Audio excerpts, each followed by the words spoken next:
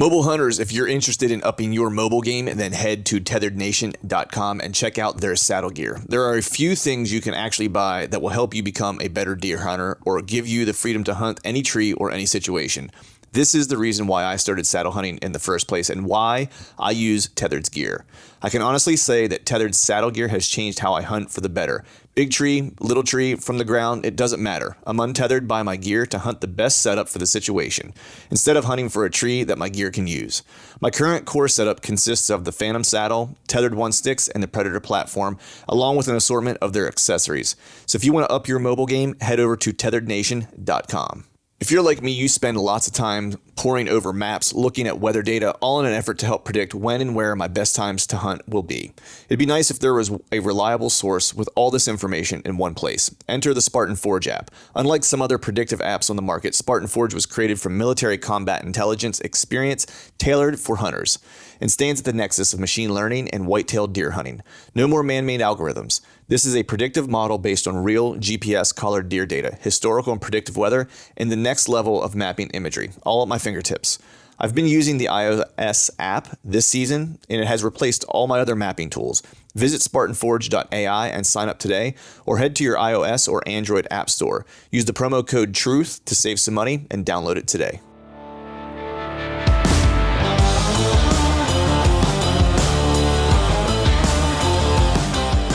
Welcome to the Truth from a Stand Deer Hunting Podcast, brought to you by Spartan Forge. I'm your host, Clint Campbell, and you're listening to episode number 298.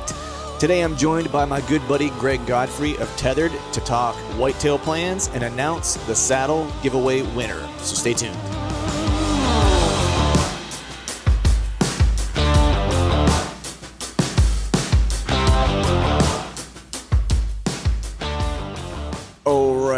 All right. What is up, everyone? Happy Wednesday to you. Hope you are doing well. Hope you are feeling fine. I am stoked because this is the final podcast that I'll record, not ever, only final podcast before my season officially kicks off. So from here on out, it will be season types of updates and conversation, which is exciting. I'll be leaving. This drops on Wednesday, so the following weekend I will be flying out to Idaho to start my elk hunt, which is super awesome. I think I'm ready to go. Last weekend I spent some time out at my buddy's shop, out at Bob and AJ's shop, dialing in my sight tape, because I had to kind of refine that from the first time I dialed it in as a brand new bow, and I think I mentioned it, coming off some injuries and stuff like that.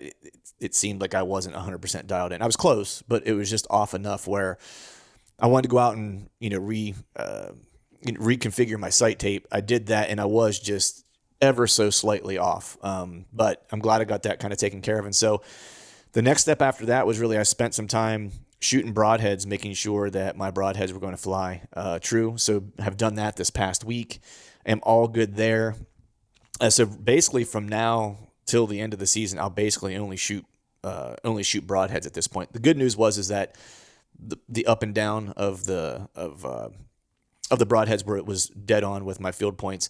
My broadheads wanted to land just slightly right, so accounted for that, and now they're all dialed in, and the field points and broadheads are pretty much landing next to each other. Only the field points land just slightly left of where my broadhead lands, but they're basically touching each other. So, and I've been shooting those out to like 50 yards, so feel really good. I don't think I'm going to have a shot that long in Idaho based on where we're hunting. Probably 30 to 40 max is probably as far as I'm going to have to shoot.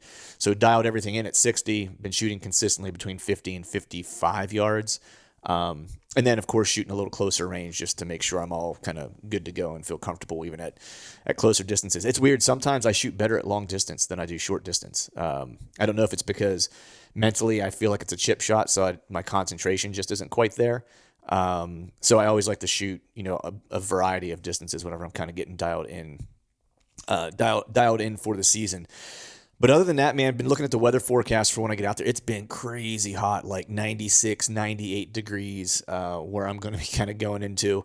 The nice thing is that, when you look at, like, whether you look at Weather Underground, like whatever you're using for weather, you really get like the airport, that might be close by, or, like the city that's nearby or whatever. That's the weather that you often will get. So I've been using my Spartan Forge app, just kind of going to where my camp will actually be, and then looking at the weather based on that. And it's able to kind of show me the difference between, where Wilson lives and where we're going to be kind of taking off from to where we're actually going to be staying. And it's a bit cooler because we're, in the mountains and in elevation and stuff like that. So fortunately, the trend continues where the temperature seems to be dropping. And I think when I get there on Saturday, it'll be, actually I'm getting there Sunday. So on Saturday, I think it'll be 80. So it's kind of going down every day this coming week, which would be nice. So I can tolerate, and I'm cool with, being in the 70s, maybe even touching 80. But man, that 96, 98 degrees was just going to be brutal. So I'm glad that stuff is kind of is going away for this trip. But otherwise, all my gear is ready to go. When I'm done with this, I'm really actually going to kind of just organize everything, lay everything out, go through my checklist that I made, make sure I have everything ready to roll, and then literally just start packing my bag and stuff like that, and just kind of getting everything ready. There are a few things I'll pick up when I get out there, like food, dehydrated food and stuff like that I wasn't going to fly and pay for the weight of that to get that out there. I'm actually going to try to even record a podcast while I'm out there. I have a little setup that I can use. It's kind of a little mobile rig that's super tiny that I can use my phone. So I'm going to try to, no promises, but I'm going to try to do a mountainside podcast on the fly. I did actually, you guys listen to this any length of time, I'm a little bit of a coffee snob. And so I did preemptively send out Skull Brew coffee pour over packs to Wilson in advance of me getting there. That way, that is all there, and we'll actually have good coffee for the for the hunts, which is required in my book anyway. So with that, I don't think I'm going to belabor this up front a whole lot, man. I'm super stoked to get the season started. Fingers crossed that we get into some elk. We have some camera intel that's telling us that that's a high possibility that will happen, but hopefully we'll come home with a filled tag and a lot of cool stories if nothing else. So with that, we're going to go ahead and jump into today's show. Have my good buddy Greg Godfrey on. Greg, you guys know him, you love him. He is one of the owners of TETHRD. He's Mr. TETHRD Man. And we're basically just kind of having a chop up session. We haven't had a chance to catch up in a while. We ran into each other. Well, not ran into each other, but we saw each other at the Harrisburg Outdoor Show. It was the last time we really had a chance to catch up, spent some time just kind of chatting.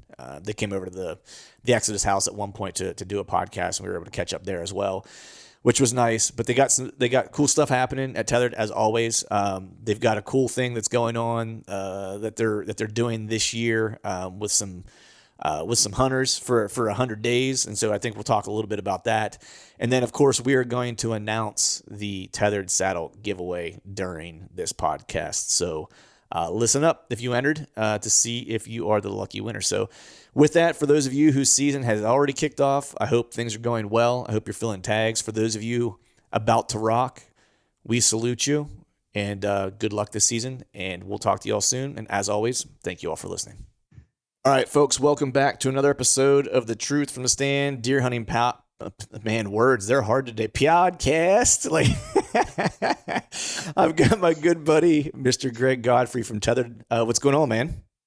Oh, just sitting here. It's a beautiful Sunday afternoon. Getting ready for the season. Actually, I built my new arrows. I got 24 arrows from day 6 so I had to build those. Nice. I did that yesterday. Just getting ready, man. Prepping. Got a new bow this year, so I'm just doing the stuff that everybody else is doing to get ready for the season. Yeah, I got a new bow too. It wasn't really planned. A buddy of mine owns a shop, and I happened to go out there just to kind of have him just tune me up for the season and stuff like that. And while I was there, he's like, "Hey, are you married to that bow?" And I was like, we're not, we're on a first name basis, but it's not love, I don't think.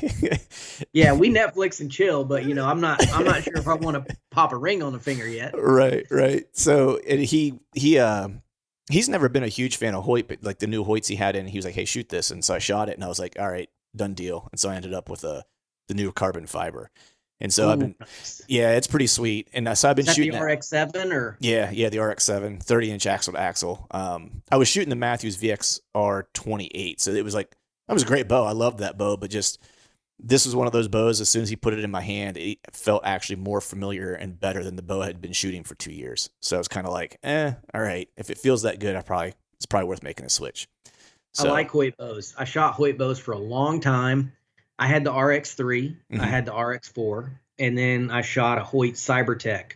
like way back. That's an old bow. Like I probably shot that bow for 8 or 9 years, way back in the day. I don't know, 20 years ago, something like that. Right. And I've shot the Matthews. I had the VXR. I had the V3. I feel like a little bit of a dick, but like I kind of get lucky in that I get new bows pretty frequently now. So Right. because we have relationships and whatever. So I'm shooting the Bowtech CP28 this year. Okay. Nice. Their new one that just came out. So I'm pretty excited to get that one dialed in and get it ready. My first trip's to Nebraska this year. So I don't have much time left to dial it in. So yeah, I'm in the same boat, man. I spent all this week. So I had a shoulder injury and a rib injury from jiu-jitsu that kind of, when I got the bow and I set the sight tape, like it was good. But then after I healed up, I noticed like I was shooting just a little bit different. And so I was just slightly off. So I had to go back and reset my sight tape again. And so this past week has been all about shooting broadheads, and just making sure I'm good to go. But that Bowtech, man, that's cool. I shot a bunch of bows last year, did a bow review video, and my favorite bow out of that whole bunch was, I think it was the Bowtech Solution. I think it was last year's model that they came out with, or one of their new models. And that was actually the best shooting bow I thought I shot from the 2021 lineup, I think was the year. Okay. Yeah. I shot a Bowtech Insanity for several years. This would have been, I don't know, 10 years ago, something like that. Mm-hmm. And love that bow. It's one of my favorite. I still have it, matter of fact. It's in my garage. Nice. It's one of my favorite bows of all time. So I jumped at the opportunity to get a Bowtech this year because I have such strong feelings for that Insanity. So if the CP28 ends up being as good a bow as that Insanity, I know I'm going to love it. Right. It's actually used the Insanity or the Invasion. I can't remember which one, but they were like year. Yeah. Anyway, of those two. It started with an I. Yeah, yeah, and they were essentially the same bow. Like right. the next model was like, I don't know, 5 feet per second faster and had a different silencer on it. It was like nothing to it. But yeah, anyway, so big fan of Bowtech. I mean, to be honest, you can't really go wrong with any of these bows. I mean, we didn't even talk about like the Elites and some of the other brands out there that maybe aren't quite as well known. But man, you just can't beat them. They're so good. They're all so fast and quiet. It's really just about what you like. In my opinion, it's like what works for you and go that route. Right. I was just going to say that if you didn't say it, because you're 100% right. All the flagship model bows at this point now are all splitting hairs. They're all quiet. They're all dead in hand for the most part. All super quick. They all give you options in terms of like axle to axle length and stuff like that, whether you're a short guy, a tall guy, whatever or long arms, short arms, whatever. I know you and I are both in the kind of like the Tyrannosaurus Rex arm space. So yeah, we're in the Smurf draw length space. Yeah. Yeah. I hear guys complain about string angle. I'm like, never had a problem. Like, Yeah. They're guys like, yeah, I'm only shooting, 312 feet per second this year when it's, advertised. I'm like, bro, I don't get anywhere even close to that. I'm lucky to be in the 280s with my little short arms. That's exactly it. I think when I chronoed the last time, I was shooting slightly heavier arrows last year. And when I did that bow review, I did have a chrono machine with me, and I was kind of testing like what my speed was, so people could actually get a sense of like, if you have not a 32-inch draw or a 30-inch draw and you're not drawing 70 pounds, like, here's a realistic kind of, feet per second that you could look at. And I think I was shooting, the fastest one was actually, I think, my Matthews that I had. And I want to say it was right around like 255 or 258 or something like that. So, definitely not touching that 312 range. No, I was in the 40s, 240s when I was shooting. See, I had a Matthews. That was the VXR, I believe, but 26 and a half inch draw. I'm the same. So yeah. Really short draw. And then I was doing, the mega heavy arrows. I was close to 700 grains all in. Okay. I was shooting like a 200 grain head with a 100 grain outsert. Wow. Those broadheads actually were from Troy. The ranch fairy gave me those. We hunted together 2 years ago in North Dakota, and I don't remember what I was shooting. But anyway, in camp, he gave me a couple of those 2-blade Maasai heads. It was like 200 something grains, and we sighted it in camp. I switched over to those in North Dakota, and like 2 days later, I shot a huge buck, which you guys can't see it on camera. I can see it. It's not doing it, but this is him. Yeah.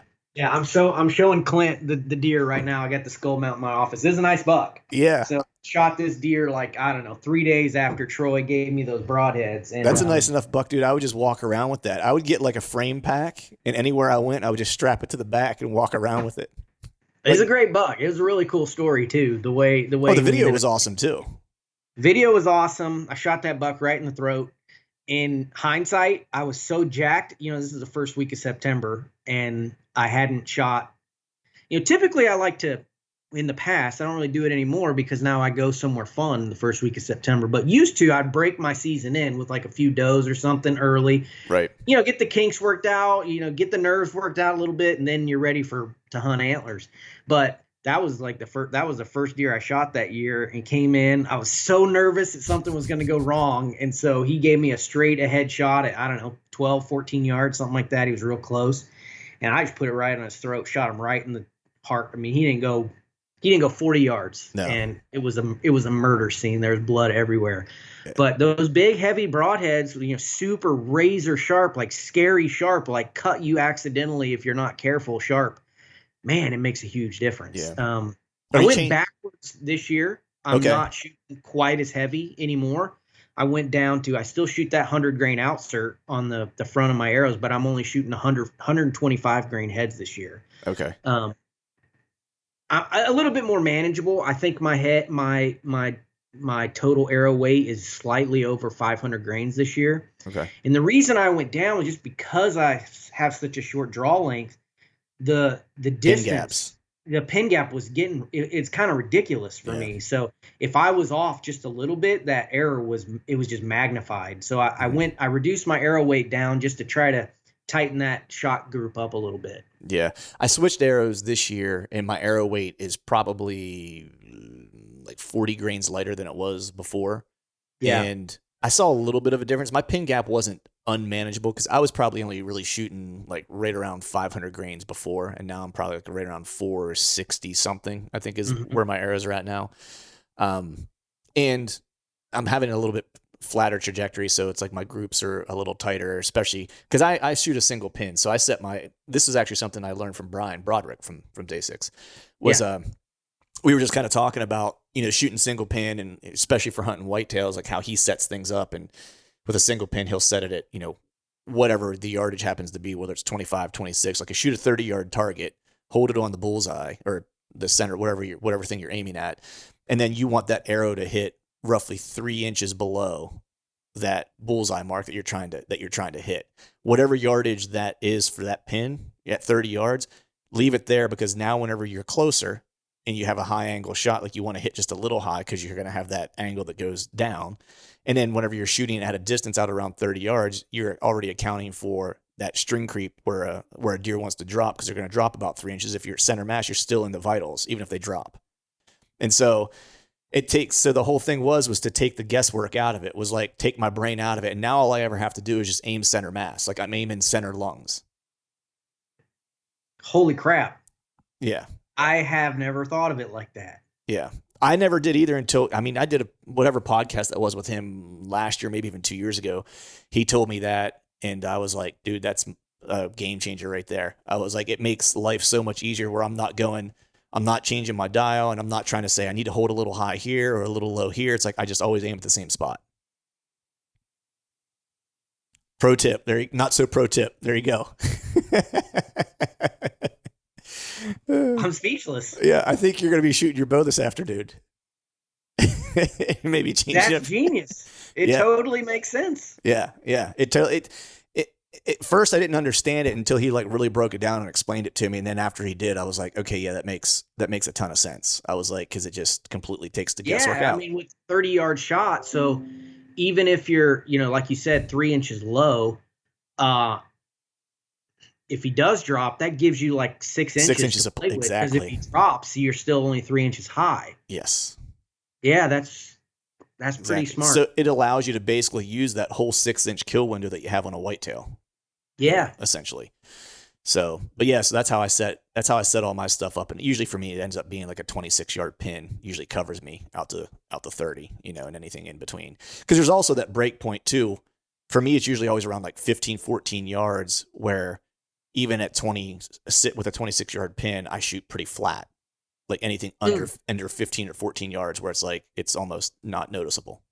Yeah, that's super smart. Right now I've got the what do I have? I've got the what's the site with the purple housing, the purple ring Spot around? hog. No, It's not HHA, oh, is it? no, it's not HHA. It's one of the big ones. Oh crap, I can't remember. Anyway, I've got the 3-pin sight Mm-hmm. with the bottom pin as my slider.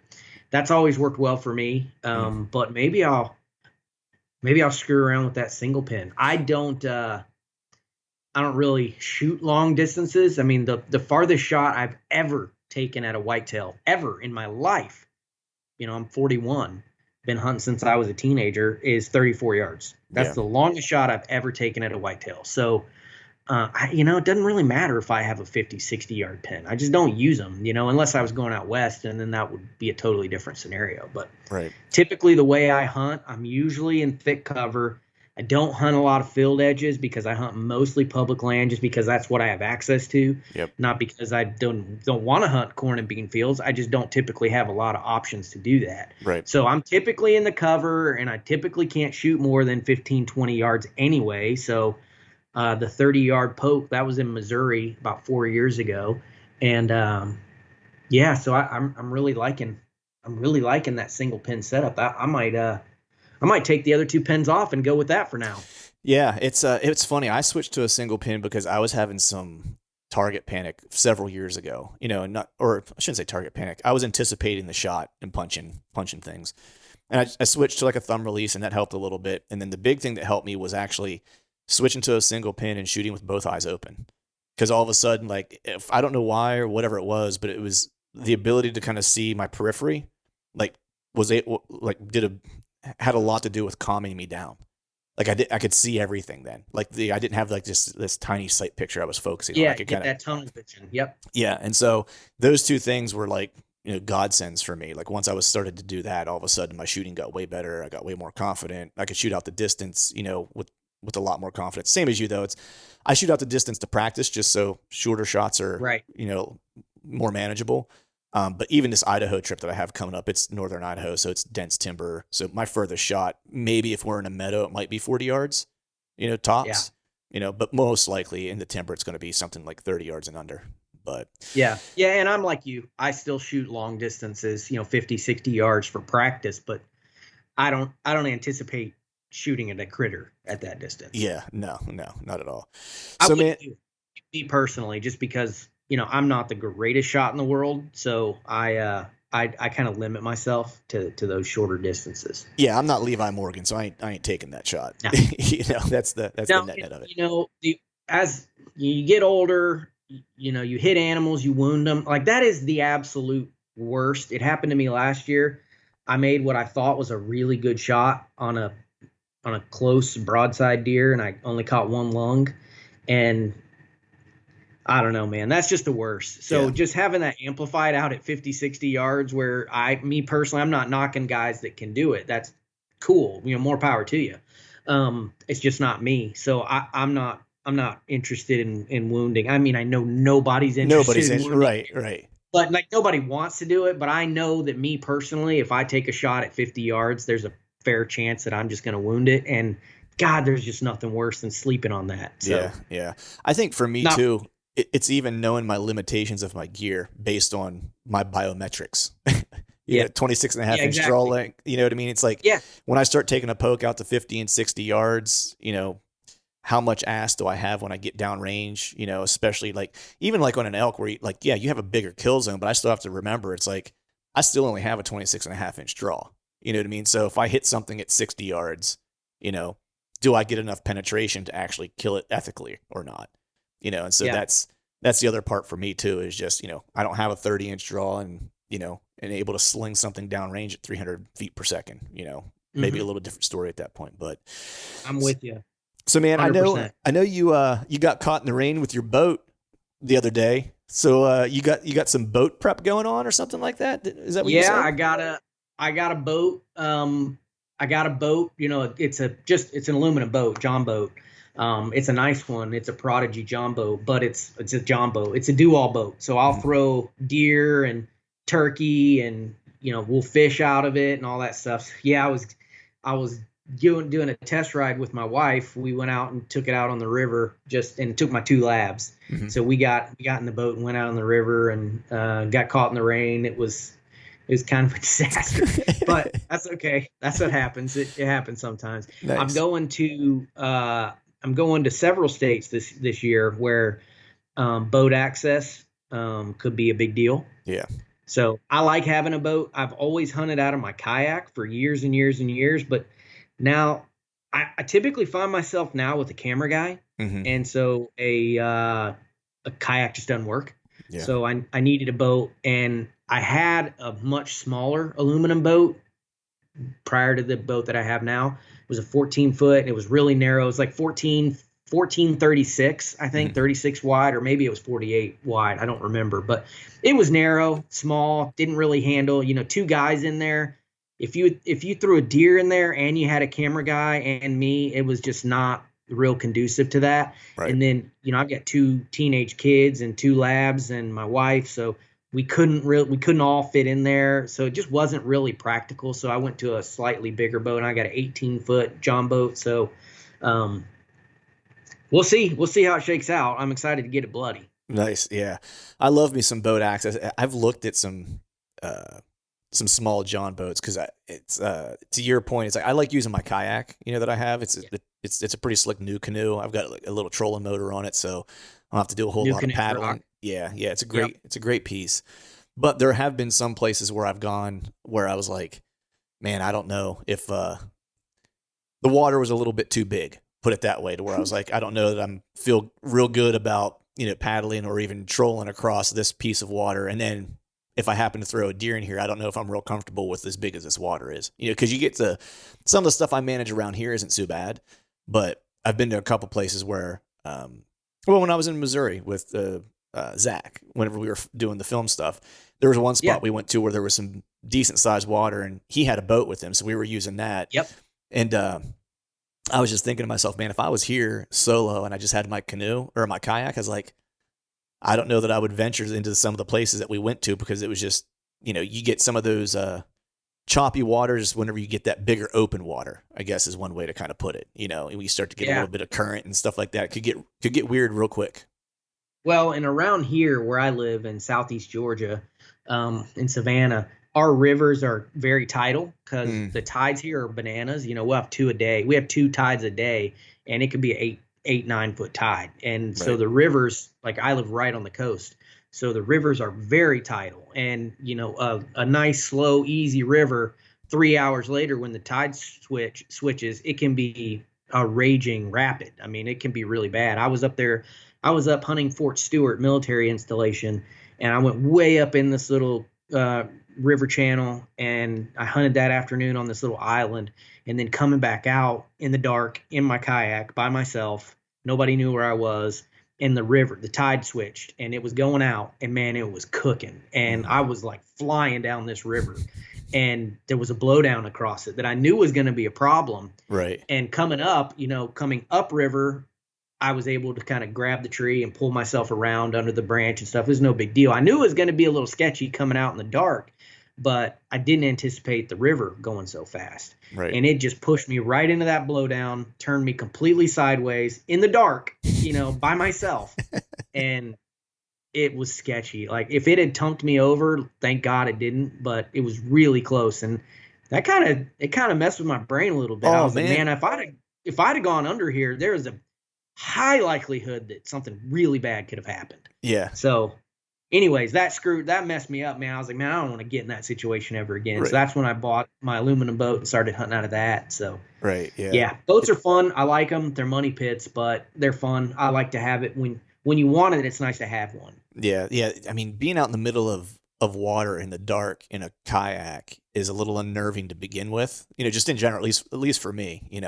I had a situation last year where I was coming out of this one piece, and the weather was fine. Like when I went in, it was nice and calm. It was hard to see because it was so foggy and stuff like that. And that was always kind of unnerving navigating. I can't really see. I'm just looking for like a marker somewhere that I'm going to point the boat toward, and that's it.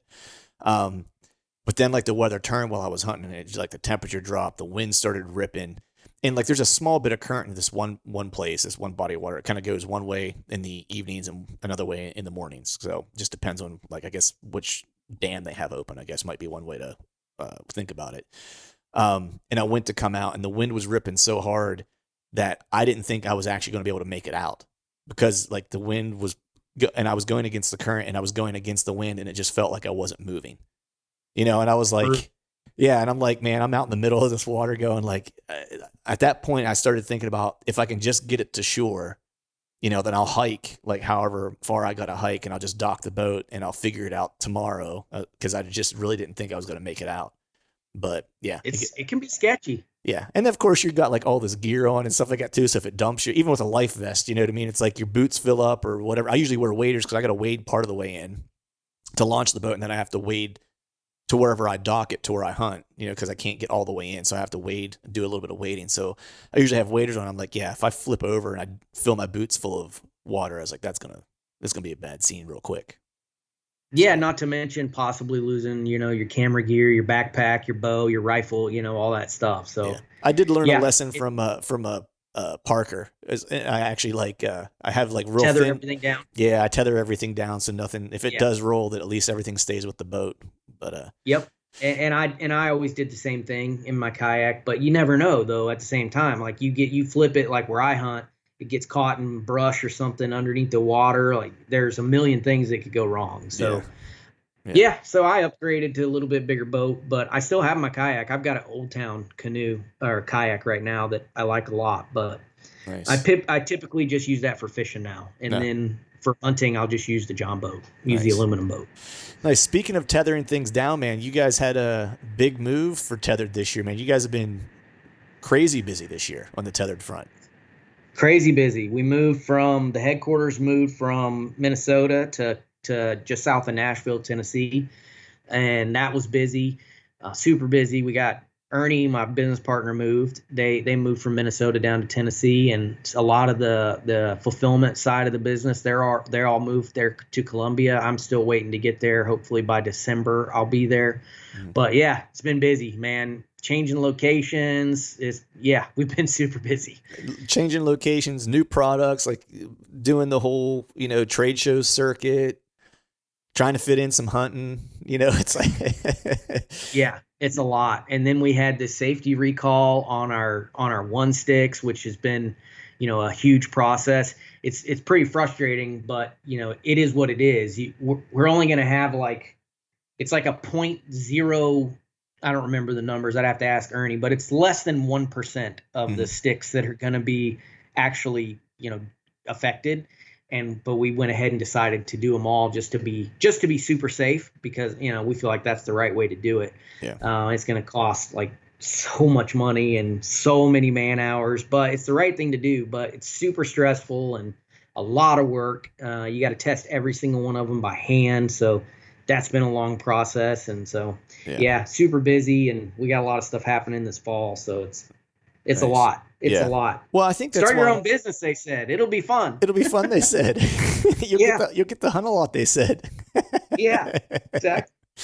Oh man. Well, I mean, I think, dude, you guys always do things the right way. In that, I think that's what people, in this community especially appreciate about what you guys do is that not only do you guys kind of forge ahead and kind of bring new things to market and make things that maybe were DIY in the past and maybe not comfortable or maybe not as effective. You guys bring those things to the market in a way that is useful and comfortable and kind of have all the considerations of a hunter in mind. And then the other side of that is whenever, you guys are hunters too. And so whenever something, goes awry like this, what you would want personally as a hunter is like in the past would be like, man, it'd be awesome if someone just made it right, and that's what you guys do. And I think that's, speaks volumes for what you guys do as a business, you personally as well. And then I think everyone in the community appreciates that. And I think that's why they have the trust that they have in you guys. Well, I think you're right. I think anytime any company, take tethered out of it and just any company that's innovating and pushing to get products that are better, lighter, faster, stronger, I mean, you're gonna run into issues. It's just the nature of the business. Yeah. I mean, if we went out and wanted to make a 3-pound climbing stick that was steel and made with big, heavy components that would last for 3,000 years, because we could do that. That exists, Yeah. but that's not bringing anything new to the market. That's been done. Those are already there. You can buy them right now. Yeah. So when you push forward and you try to innovate and make things, lighter, better, faster, stronger, sometimes bad stuff happens and you just got to deal with it. So all you can do is do your best and put the customer first and put the hunter first and think like what you just said. What would I want if I was the hunter who spent his hard-earned dollars on this product? I would want that company to make it right. So that's kind of that's our mindset, is the same way. So we just want to make it right. But anyway, that stuff happens. It's stressful, but that's the life of a business owner, I suppose. You got to take the good with the bad. Right. What's the cycle of the next products? I know you guys unveiled at, and I know you and I had a chance to talk and catch up whenever we were at Harrisburg, but what's the plan for the new platform? Any word on that? It's there. We should be able to get first article components to the testing phase here. I'm hoping here in the next few weeks, but I'm not 100% positive. The COVID supply chain thing really kind of screwed us as far as our timing. We were hoping to have those things. Well, we were on track to have those things in September, ready to go. But now it's looking like it's going to be a little bit longer than that, because we're going to make sure everything's safe and tested, and we do that anyway, but we're going to be especially cautious with this new item since it is carbon fiber, kind of never been done before. So we're going to make sure to put it through its paces and everything before we launch it. So it's been delayed, but it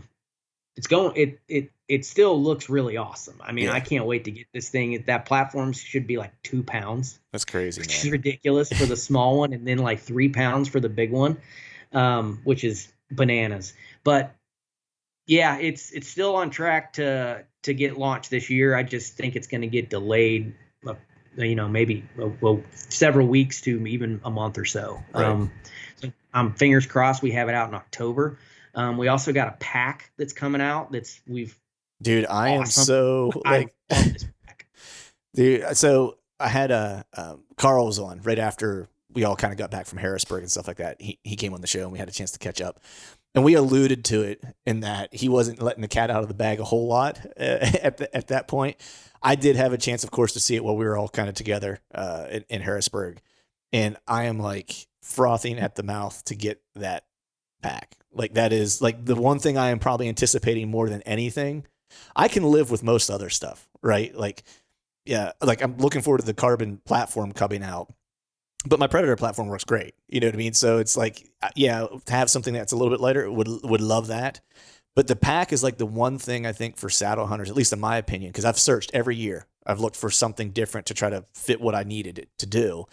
And it's like, I get something that's either like, it does everything I need it to do, but it's still a little bit too big, right? Or, man, this one's smaller and it's nice, but it doesn't quite do everything I need it to do, right? And so I'm always giving something up.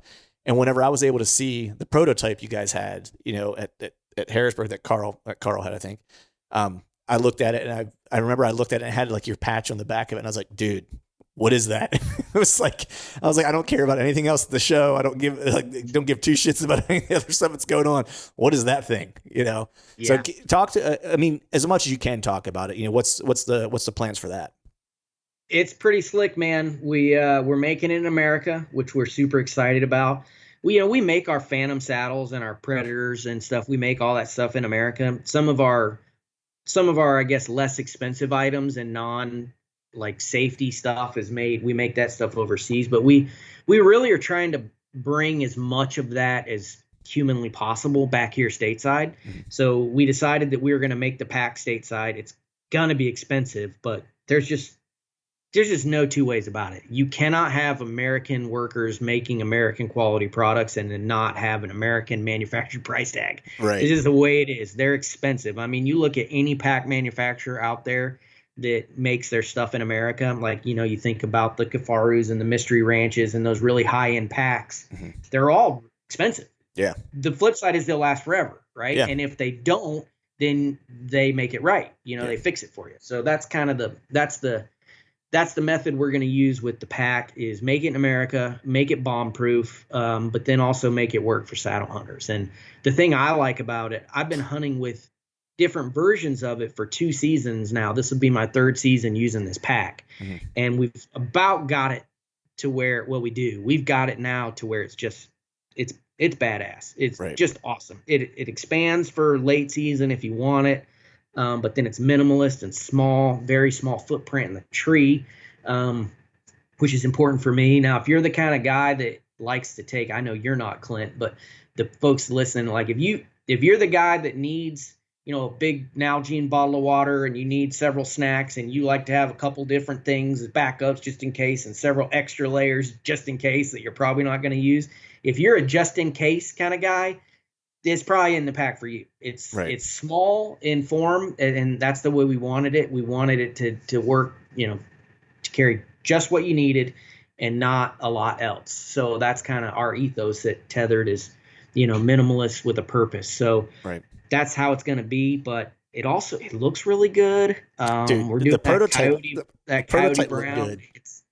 It's nice, man. The Ranger green color scheme with the coyote brown and the olive. It's nice stuff, man. I really like it, and it's bomb proof. The stuff we're making it out of, it's all super heavy duty stuff. So it's gonna be fun. I'm pretty excited to get it out in the world. Like I said, I've been using it this will be my 3rd season, so I'm a little spoiled. But people are gonna like it. Yeah, people are gonna like it. The prototype, dude, you could have passed that one off to me, and I would have been happy as a clam. Like I wouldn't, So I'm stoked to see what you guys have in store for that as a final version, because that has been not the bane of my existence. I don't want to overstate it, but that's the one piece of my gear that, while I have everything else dialed in, like my layering system that I've been using, like I have that all kind of dialed in. Like it's really probably no more than 5 or 6 pieces that I use consistently for that. You know what I mean? And I know when to use what pieces and when to add and when to take away. And, and you're right, I'm a minimalist, but I do take usually like a puffy with me of some sort that I can kind of compress down. And that's usually like the only thing I'll take with me, because it's bomb proof. It's like, if it's windy, or if it gets super cold, or if I get a little bit of precip, that thing takes care of like pretty much everything, unless I'm going to be in a downpour, then you need some rain gear. But that notwithstanding, that's the kind of like the piece that kind of solves like 9 out of the 10 things I might encounter on a hunt from a weather standpoint, and so other than that, it's like really slim camera arm, small camera, and that and a call, a grunt tube, and that's about it, Yeah. So yeah, and packs are so personal. I've got 20 of them. That's a lie. I don't have 20 of them. I've got 7 or 8 of them in my garage right now that I don't use, but I keep them. And, Mystery Ranch, and I don't have any Kafaru stuff anymore. I sold all that. But Mystery Ranch, Badlands, some real tree stuff from like Walmart packs and stuff like that. I've got them all, and they all work in different scenarios. They're just so personal. Everybody has their own thing, their own setup in the way that they like it. So selfishly, we made our pack to fit the way that we wanted to use it. So that'll work for some people and it won't work for others, but that's okay. We just wanted to make the best that we could for the way that we like to use it. Right. Yeah. And that's really what we do with all of our stuff. We just make it selfishly. We're like, yeah, we'll make it work for us, and it'll probably work for others too. But we really want it to work for us. Right. Exactly. I mean, you're so right about, the quality of stuff that when you buy, it's like, yeah, when you have that American made tag, has that price tag with it. But if it's something that you're going to use long term, because I make this argument with like most of my stuff, because I'm sure you probably have gotten this in the past too, because I'll do a podcast and I'll talk about some gear, and then I'll inevitably get a comment somewhere that's like, must be nice, like all this expensive gear or whatever, right? And that inevitably happens. And my point is, and I don't respond to most of them, but if I do, my point usually is yeah, this piece of gear that I'm talking about, it may have been expensive, but I've had it for 6 seasons. And it's like, if you look at amortizing that cost over the number of years I'm actually going to use the thing, it becomes not all that expensive. You know what I mean? In terms of like, its lifetime, and I just went through the pack thing for the Western hunt, where I know I'm going to be doing a Western hunt for the next foreseeable future. I've got like a points plan that I work with a company that helps me manage my points in my application, so I can hunt the West every year for a different species in perpetuity, that every year I'll be able to draw for something. And so this year was really about acquiring all the gear that I'm going to need to use for like the next 10 years. And so Mm-hmm. got the Exo Mountain pack that was super expensive, got a good tent, you know what I mean? And like that pack's awesome. It was expensive, but that thing is bomb proof. I mean, that thing, Mm-hmm. and it's a small company, you know, that it's kind of mom and pop still, to where it's like if something happens, like you just hit them up, call them, and they'll send it to us. We'll take care of it, or we'll send you something to get you through while we fix this thing, you know? Yep. So, but that's the touch you get when you buy the high end stuff, when you buy the good stuff. Buy once, cry once. I love it. I've told, you know, hundreds and hundreds of hunters that, you know, buy the best gear that you can afford and then use the crap out of it and beat it up. Use it, you know, Mhm. don't baby it. But buy once, cry once. That's a true thing. You know, buy the Mhm. best stuff you can get and it'll last. Yeah, exactly. Speaking of hunters and being for hunters, man, you guys did a super killer thing this year for hunters. You know, and I'm assuming you guys are going to document it, but I've been on this bus before. I think you've probably been on this bus before too, but now you actually have a real bus that signifies that bus we've all been on, which is the struggle bus. So Mm-hmm. talk to me about that, man. Like, I know you alluded to it when you and I just had sidebar conversations, whether it was via text or a call, or when we were talking at Harrisburg or whatever, that you just kind of alluded to an idea of having this this excursion going on for like common folk, if you will, right? And I finally saw it come to fruition, and I harkened back to those previous conversations we had, and I was like, oh man, he killed this one.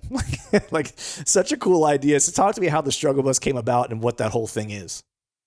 It's pretty exciting, man. I hope it works. We've put a ton of work and resources into it. But you kind of nailed it. We're calling it the struggle bus. It's a 1980 Bluebird school bus that has been converted into a semi-functional RV. It's kind of a piece. I'm not gonna lie. I'm gonna be surprised if it makes it the whole trip around the country like I have planned for these guys. But yeah, we just thought it happened.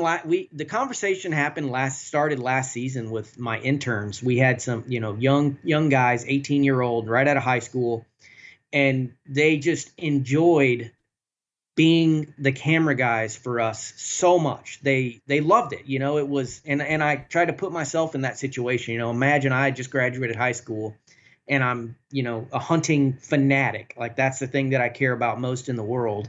And what if you gave that guy an opportunity to spend an entire hunting season on the road doing nothing but focusing on hunting? Wherever the state is, you know, live in a bus, hunt. I was like, man, that would be amazing. So we figured out a way to do it. And so we're sending five kids. I call them kids. They're young men, 19-year-old kids. And we're putting them on the struggle bus, that Bluebird piece of crap. And they're going to live in it. They're going to hunt in it. They're going to film everything. I'm sure they're going to break down on the side of the road in BFE, Mississippi at 2:00 in the morning. And it's going to be absolutely miserable. And they're going to stink. And the beds aren't going to be very comfortable. And it's going to be hard and muddy and wet. But hey, they're going to remember this for their entire lives. So Yeah. we're putting 5 kids on the bus and we're sending them the first week of September to hunt. And they're not going home until Thanksgiving. So they're going to live on the bus, and I've got a whole series of challenges and states for them to go to. And I don't know how it's going to work. I mean, as far as I know, nobody's ever really done anything like this before. So we're just kind of learning as we go. But we got Right. 5 kids that absolutely love to hunt. Like they are great guys. I spent a lot of time with them, and they're great hunters, great attitudes. They want to have fun. They're good kids. Good, you know, they're just good people. And Right. so we're gonna send them on that kind of an all expense paid hunting dream season, I guess. And we're calling it the Tagged Out Tour. And they're gonna film it, and you know we're gonna help them edit it. But it's essentially them. They're Right. essentially doing the whole thing. Now, did they have camera So- guys with them, or are they self-filming? No, it's all self-filming. Oh, okay. Well, they rotate. So the way it works is Okay. so I there's got it. 5 Yep. 5 is on purpose. So you have 2 hunters, 2 cameramen, and then 1 guy that we're calling the camp host. Mhm. So the 2 hunters are obviously hunting, and the cameramen are obviously filming the hunt. And then the guy whose time it is to be the camp host, you know, he's back at camp for that leg of the trip, and you know he's doing food prep, camp chores, gear stuff. If somebody's got to run to the grocery store because they run out of milk, like that, he's going to do that. Right. That kind of thing. So, and then like let's say they go to, I'm just going to pull a state that they're not going to Utah, right? So they go to Utah, and the mission there is to tag out and to fill a couple of challenges there. It might be like tag out from the ground, or get a trail cam photo of a buck before you kill them. Like that might be one of the challenges, but there will be a series of little challenges, and then the two hunters will be trying to tag out. So that might take 2 days, might take 5 days, but as soon as they tag out, then they go to the next spot and the positions rotate. So the hunters become the cameraman, and the camp host, he jumps into another slot, either camera guy, or he'll probably go into a hunter spot. But that's how it works. So they'll knock out one leg, and then they'll go to the next leg and kind of repeat the process until the season ends. Nice. So do they only leave a state once they've tagged out, or do they have like a certain allotted amount of time at each state? Yeah, it'll be they're trying to tag out. Okay. And when I say tag out, I mean any legal animal. So we're not like, they don't have to shoot a Pope and Young buck. You know, if they want to shoot a spike or a forky or a doe, like that counts, you know, and maybe the first few days, I would imagine they're probably going to treat it like any out of state hunt. Like, you know, maybe you hold out for the first couple days for a gagger, but then once you've been there 4 or 5 days and you're struggling, you know, you might tag that doe. Right. So that's kind of how we're going to do it. I won't keep them in a spot too long. I'm going to give them, you know, maybe like a week is kind of like my max out point, when I'll tell them, hey, you guys suck. You didn't tag out. Next guys are up. Right. It might be something like that. But at the same time, you know, tag out a 6-point, man. We're there to have fun and to create a memory for these guys, not necessarily look for, you know, a Pope and Young in every single state. Now, if it's November the 7th and you're in Wisconsin, okay, you know, don't shoot a spike on the second morning. Wait for, you know, a wall hanger to come by. But that's going to be their call. You know, whatever makes them happy that's what they need to shoot. Then the flip side is that's their food, because that brings that's a whole different element there. It's a whole different element, right? They're not getting paid. They're volunteers. Now we're going to pay them like a food stipend, so they can at least get ramen noodles and enough stuff calories to stay alive. To right. Yeah, but the idea is that you shoot a doe, and you know that feeds the bus for 2 weeks, and then you better kill something else because the freezer's going to get empty. So the bus has got it. We bought a chest freezer for the bus, and we bought them all the stuff they need to process the deer. So they got a vacuum sealer, they got a grinder. So they'll be able to, you know, process the deer, get it into, you know, dinner size cuts, and then get it frozen. So they have everything they need to take care of themselves from a food perspective. And, you know, they'll have some of the challenges in the States are to catch fish, you know, too. So they'll be able to catch fish. You know, if they want to shoot some squirrels, that's fine too. You know, if they want biscuits and squirrel gravy, like that's fine. You just got to go kill the squirrels kind of thing. Man, this is awesome. That's the way we're treating it. It's like the original Real World from MTV meets Alone. Like yeah, it's kind of like that's kind of the way we were thinking about it, like Survivor with the different challenges, because some of the challenges are going to be fun, right? So like kind of like that, like Survivor meets Alone meets the Real World meets a few different things, and it could be terrible. I have no idea. Right. Well, I'm looking forward to it. We're going to work hard at it to try to make it cool for everyone. And I know the guys are super excited about it. Today is Sunday as we're recording this podcast, and then they're leaving on, what day are they leaving? Wednesday, they're leaving on Wednesday. Yeah, they're leaving in 4 days. Nice. Or 3 days. So I got to get my butt up to Tennessee, and they're leaving out of the TETHRD headquarters there. Yeah. Nice. So I got to get up there, and the first thing that they're doing, which they don't know this, when will this doesn't air like tomorrow or anything? No, it'll actually air the day that they leave. Wednesday. Okay, perfect. Yeah. So the way we're establishing the first order is Matthews was really awesome. Matthews gave every kid a new bow. Oh, nice. So that was last week. They got their new Matthews bows, and so they went home and they were getting it sighted in and all that stuff. So right before they leave, we got a target we're going to set up at 40 yards, and everybody's going to get a 3-shot group.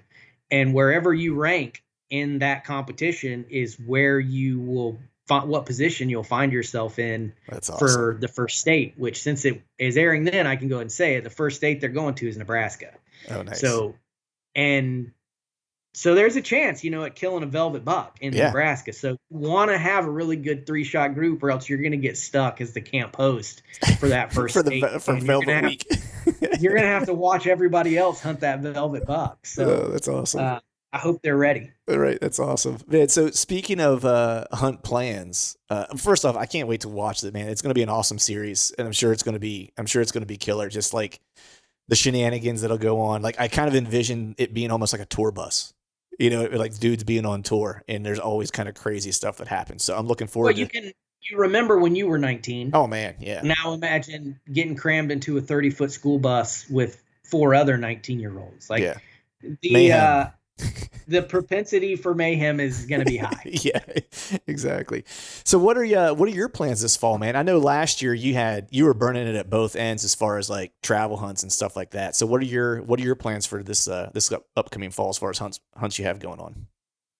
So I'm going to Nebraska, starting off the season there, and then let's see, what else am I doing in September? That's my September. I'll just hunt Nebraska and Georgia here at home in September. In October, I'm doing another Sika deer hunt. Oh, nice. In Maryland. Okay. That was awesome. I went last year, and I went with Jared, and he killed an absolute giant Sika stag, like almost state record Sika stag. Well, I didn't realize it was that big. I knew it was a hammer, but geez, yeah. Yeah, it was huge. Yeah, when the guy that we were hunting with on his property, he basically told Jared, he said, you may as well just quit hunting for Sikas, because he said you'll never kill. To put it in perspective, that's like shooting a 200-inch buck, your first arrow. Like, it's nuts. So I'm going back. I didn't get one last year, so I'm going back after Sikas. The middle of October, that's when they rut. Mm-hmm. So, and they scream like elk. Man, it's awesome. That's a super fun hunt. So I'm excited about that hunt just because of like I have a buddy who hunts them. He's from Maryland, and he's talked about them. And he's like, it's like hunting mini elk. He's like, it's really like a really cool hunt. It's exactly what it is. They squeal just like, that's what they call it, a whine or a bugle. They call it a bugle, I suppose, but it sounds like a little squeal. Right. And it's nuts, man. It's cool. It's a really, really fun hunt. They're very aggressive. They're very loud. So it's a cool hunt. I'm looking forward to that one. And then I'll be hunting the rut this year in North Dakota, and maybe either Kentucky or Indiana. I got to figure that out. But so in November I'll be in North Dakota, and then one of those 2 states. And then I'll some late season stuff in Ohio. Right. Why North Dakota for rut? That's kind of an interesting place to go for rut. It is. So we got a friend named Kurt who has a ton of land up there in North Dakota. He's a farmer, and last year he let us come and bow hunt it. And you can't, as a non-resident, it's very, very difficult to get a rifle tag, if not impossible, unless you go with an outfitter. Okay. Well, Kurt has enough in his farm. He has enough land to where he gets landowner tags. Okay. So he's letting me use one of his landowner tags as a North Dakota rifle tag, which it's unobtainium for non-residents in North Dakota. And he has some giants. I'm talking giants. Okay. Last year when we were bow hunting, Jared saw a couple of booners. Oh, wow. And we had 2 other booners on camera that just we couldn't hunt them, but they're, we were only hunted it early season, so they didn't show up. So right. I'm pretty excited about that hunt. That's going to be fun. And I've hunted in Kentucky the last two falls in November, so I might go back there. Or I've got an opportunity. I've got a friend of mine that lives in Indiana that I hunted with him years and years ago. I actually killed my biggest buck ever on his farm, like 2005 maybe. So going on 20 years ago, and I haven't been back. So I might go back up there. He invited me up this year, so I might do some of that. And the Kentucky hunt's all public land, so I might be doing that. I don't know. We'll just see how it shakes out. But then I got to deal with the bus too, so I'm going to be working a lot this fall, making sure the bus guys have everything they need and all that stuff. So we'll see how it shakes out. How about you? Man, I have Idaho here. As we sit here and talk, I'll be leaving a week from today to go to Idaho. That's a backcountry, pack in everything on your back elk hunt in northern Idaho. So I'm stoked for that. We actually have some elk located at the moment. I have a buddy who lives out there, so he's been scouting I sent him a bunch of cameras out. He hung those. And so we have a lead on one really good bull that we know where he's spending time. And it's not far away from a herd of cows that we also kind of located. And so we're kind of camping on that same ridge, but probably like, I don't know, it might be a half mile down the ridge from where those elk are wanting to bed and spend time. That way we can kind of get up in the morning. There's a couple drainages that come off that too. So we can just kind of get up in the morning, walk a couple hundred yards and rip bugles. And we should be able to hear anything that's in any one of those drainages. And then we'll make a plan from there. It might be, if everything's kind of quiet, we'll head back to the truck and then start driving and trying to bugle drainages and just try to locate something to go in and kill something. So that's kind of the plan. We're kind of flexible at the moment. And then PA, I've got some good deer in the northern part of PA. Nothing locally that's getting me real excited quite yet. But northern PA, I have a couple. I mean, I don't know. There's probably last camera check that we did, I want to say there's probably 6 or 7 shooters that I know of. And there's one that hasn't shown back up, but he didn't show last year until like late October.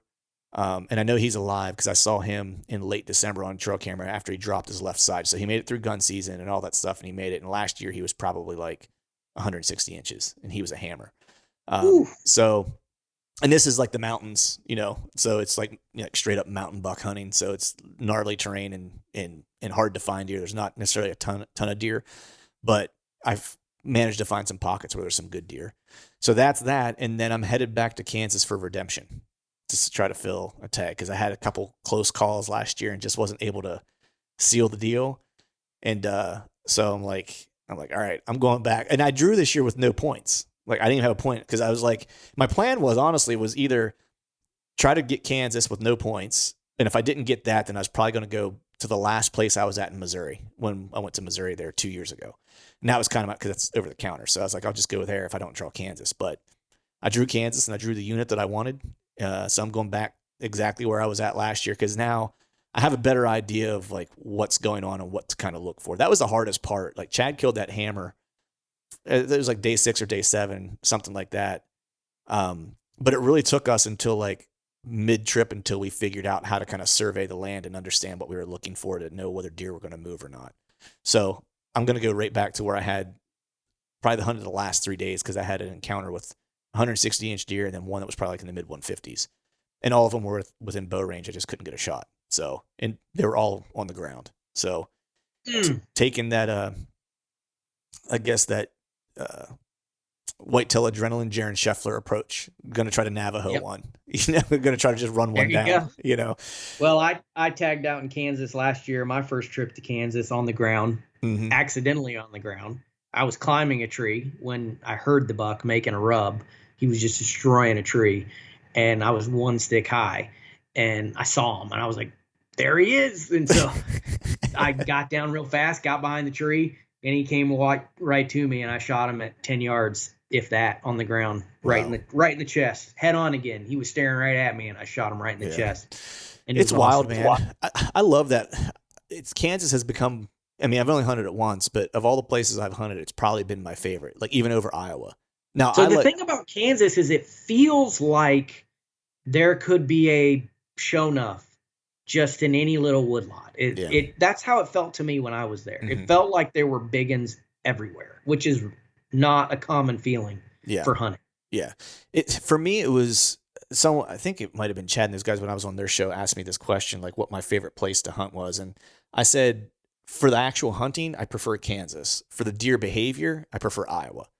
I was like, because Kansas is just one of those places where you have to be, if you're not mobile, you're really kind of missing out to a degree, right? Because like if you want, you can sit in a bottom somewhere, like a creek bottom or a draw or whatever. You can plant yourself there for 7 days. And if you do, I'm sure something decent will walk by you, right? Or you can just glass and drive and locate a deer and then just try to go cut them off, and that's what I was doing. And that was just awesome. Like being able to move all the time. It was just killer.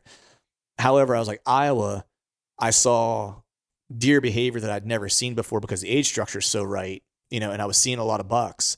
And so I was really getting like a master's class on deer behavior because I was seeing so many mature deer in a short period of time. It would have taken me 5 years to see that in Pennsylvania. But I saw, as many mature bucks in that 2-week trip as I would see in 5 years in PA.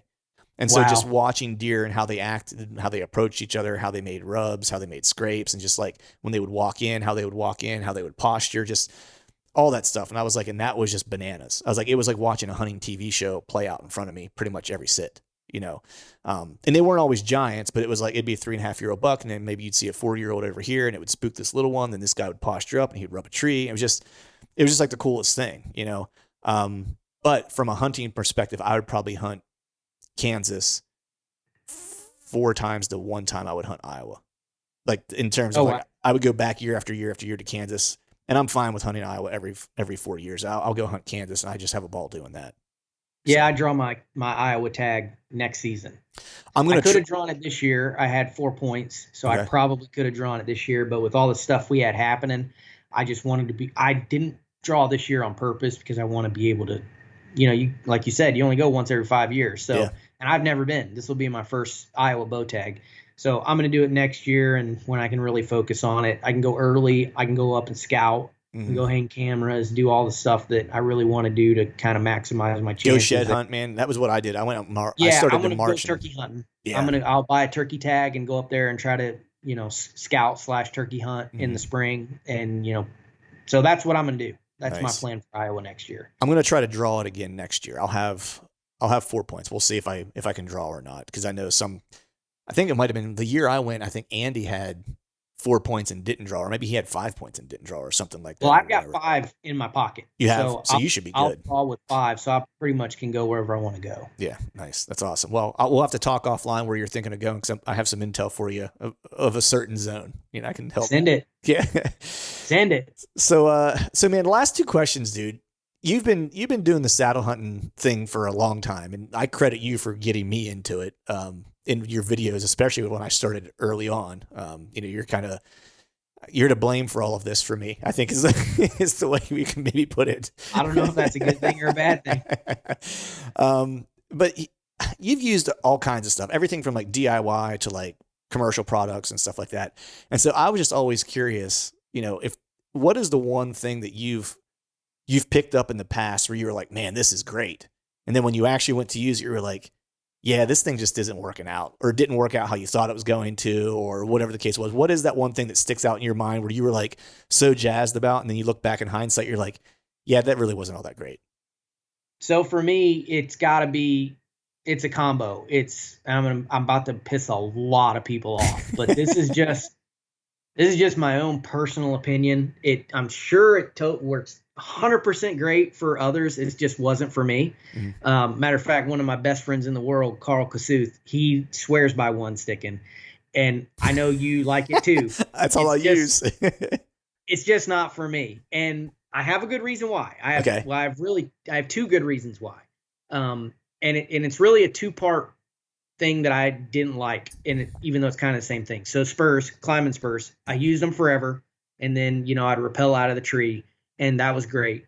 And I kind of put that in the same vein as the one stick, because it's kind of use them very similarly, right? You don't have to carry a bunch of gear. It's one item that does everything for you, and then you rappel out. So kind of the same thing. I don't use either of those 2 things anymore. For the spurs, first reason why is because I usually hunt with a camera guy now, which is not for most people. So that's why I say this is my own personal opinion. Doesn't really apply to most people, but I'm almost always hunting with the camera guy, and one sticking / spurs with cameras, it just doesn't work for several reasons, but that's why. And then the second reason why, which would apply to people that are in my environment, is I find myself a lot of time hunting around water, muddy, gross areas, especially here in Southeast Georgia. And because I'm so used to that, hunting swamps and whatnot here, I find that I tend to migrate to that type of terrain, even when I'm in Missouri or Michigan or Wisconsin. I tend, and I think most hunters probably do this, is you tend to kind of go where you're comfortable. So I tend to hunt around water a lot, around muddy, gross areas a lot. And that 40 foot of rappel rope, inadvertently, every single time, I'll pull that thing out and it'll fall into a big giant mud puddle. And then I'm wrapping that rope up on my arm, 40 foot of soaking wet, muddy rope, and then stuffing it back in my pack. And I was like, man, this is for the birds. Now, then I went and I hunted with Carl in Missouri, and it's beautiful oak ridge tops with no water, no mud. It's just like perfect terrain. And there, it's no big deal. You drop your rope, it's whatever. You just roll it up, coil it up, and you're done. But that was for me. So it's a very personal reason why I don't like that type of climbing method. But not knocking it for anybody else. If you don't hunt the way that I hunt, I'm sure, Clint, you're a pro with it, and I know Carl's a pro with it, and I know the thousands of other guys that are hunting that way.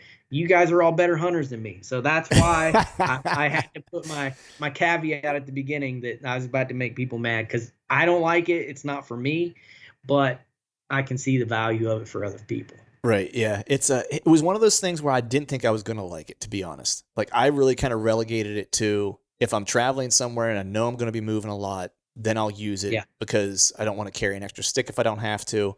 And I can basically get into any tree at any height. Like, it just solves a lot of problems that might come up.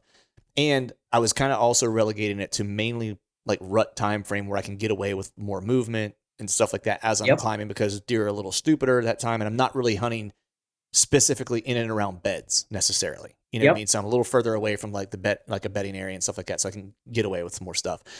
And then it all kind of went out the window because it was like the second hunt of the year I used it, and I was like, man, I ain't ever carrying another stick with me.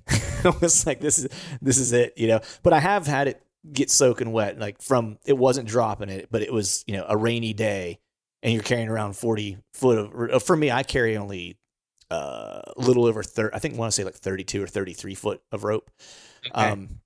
But still, it got soaking wet, and so it's heavy, and just a pain in the butt to deal with or whatever. And then I'm always afraid my Mad Rock is going to slip whenever the rope gets like super soaking wet, even though I know that it won't. But it's just like the mental kind of aspect of it, where I'm like, this rappel thing seemed real great whenever this rope was dry, not so much right now, But yeah, that's fair. Yeah. But anyway, I endured through it, and that's my preferred way to climb. So, and it seems like, to be fair, it seems like most guys, once they go all in on the one stick, they're completely sold. Mm-hmm. And that's how I was back, before the one stick craze really took off. I was a hardcore spur guy.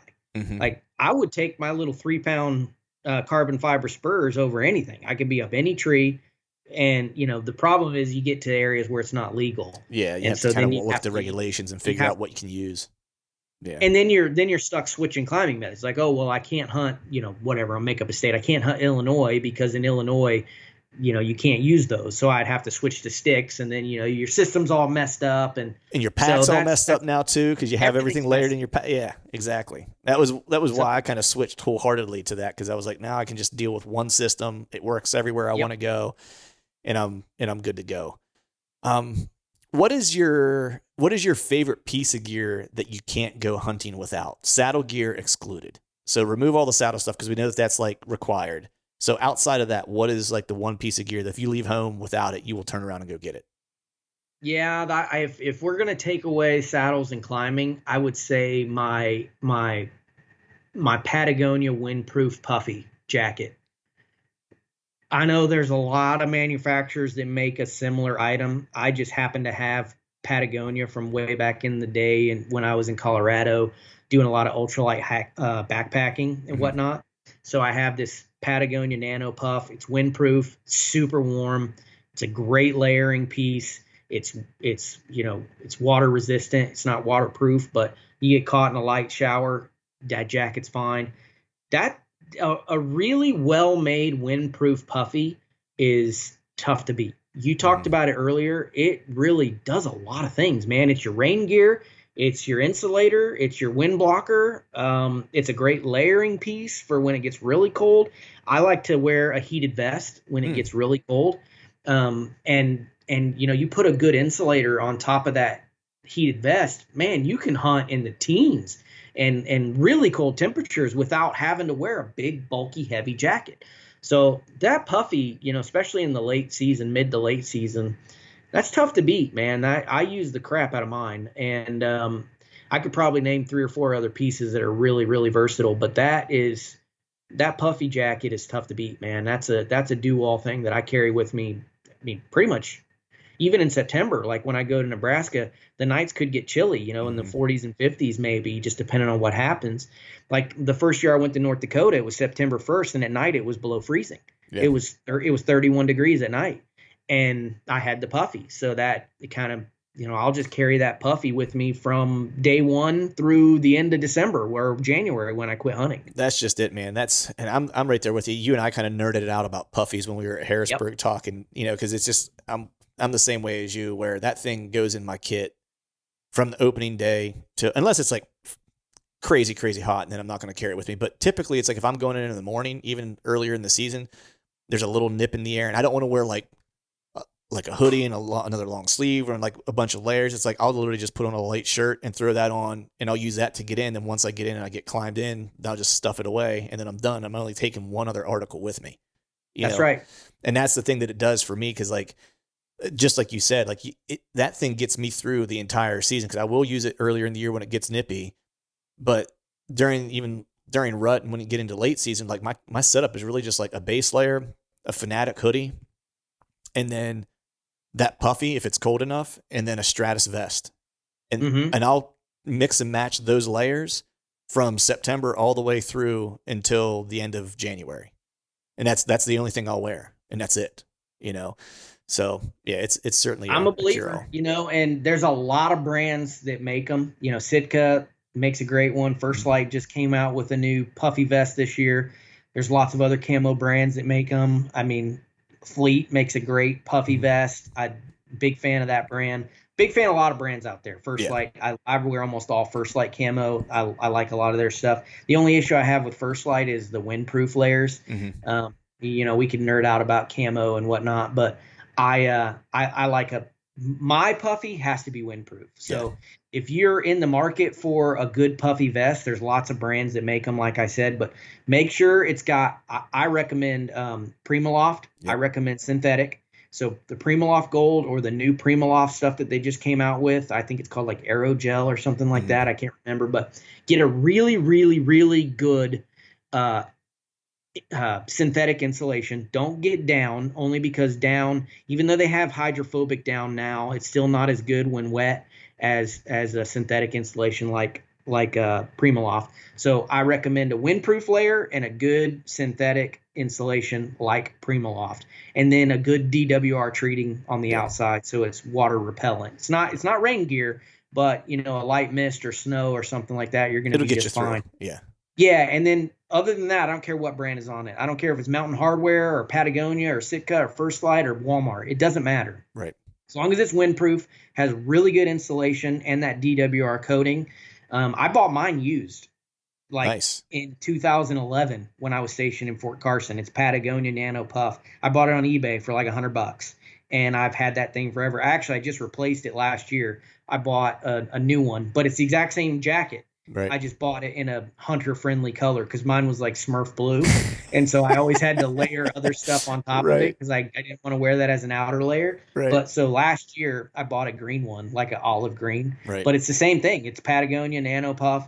I'm a believer in that particular one. It works for me, and I've sold a lot of them to other hunters in demonstrating it. But like yours that you showed me in Harrisburg, the one that Sitka makes is really nice. First Light makes that new one. Again, I'm not trying to pitch any brand to anybody, just whatever works for you, but make sure it has those few things, and it's an awesome piece. Nice. Well, we have one last piece of housekeeping, man. This is maybe the most important. We completely buried the lead and waited to the very end, bad podcast host, but we have an announcement to make, because Tethered was kind enough to do a saddle giveaway on the podcast with a Menace saddle, the ropes, the beaners, all the things you would need for a saddle from a saddle kit perspective to get you rocking and rolling for this season.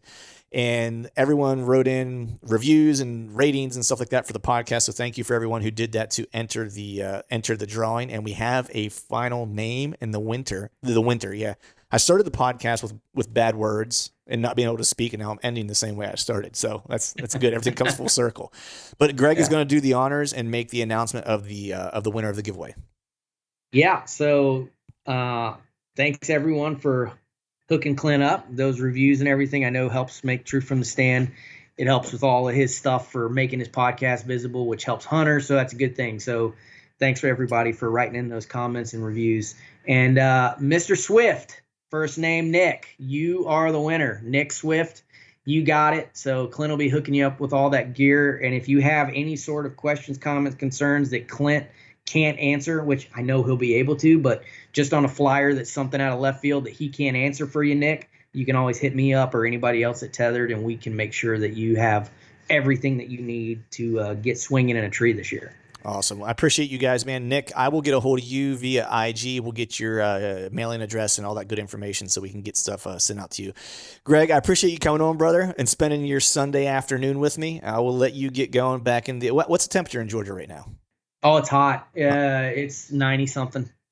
Better you than me, man. Can't do that. It's always hot. Nice, man. Well, thanks for jumping on, buddy, and I'll talk to you soon. Okay, Clint. See ya. All right, folks, that is a wrap for today's show. I'd like to thank all of you for listening. If you haven't yet, please head over to iTunes and leave us a 5-star rating, and be sure to subscribe to the podcast. And while you're at it, head over to YouTube and give us a sub there as well. I'd be super appreciative if you do those couple things for me. And before I shut this thing down, I need to give a big shout out to our partners who continue to help us make this podcast possible. Tethered, Spartan Forge, Exodus, and Skull Brew Coffee Company. And until next time, we'll see y'all.